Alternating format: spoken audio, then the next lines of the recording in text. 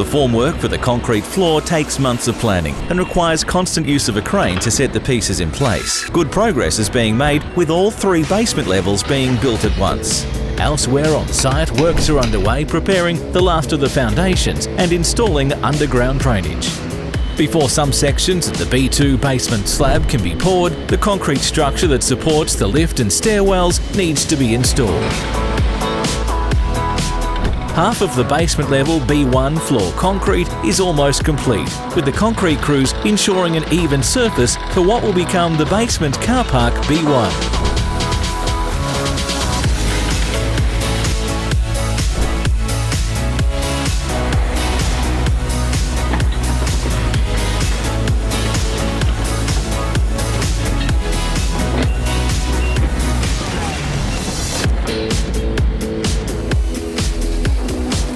The last of the stairwells and lift shafts is delivered to site and is installed over a couple of weeks, just before a site visit from Development Victoria.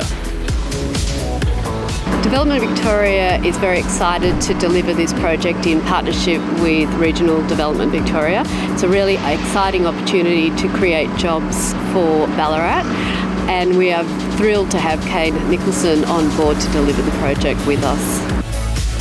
Development Victoria's board was really pleased to come on site today to see the progress of the project so far.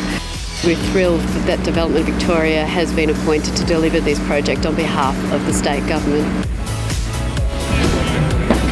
So we were pleased to have the Board of Development Victoria on site today, and we were able to show them some really good progress. We have one more pour to take place on the B2 level, basement 2 level, which is the lowest of the basements. Once we pour the ground floor slab, we'll be able to start the timber structure. Stay tuned for more video updates on this exciting project.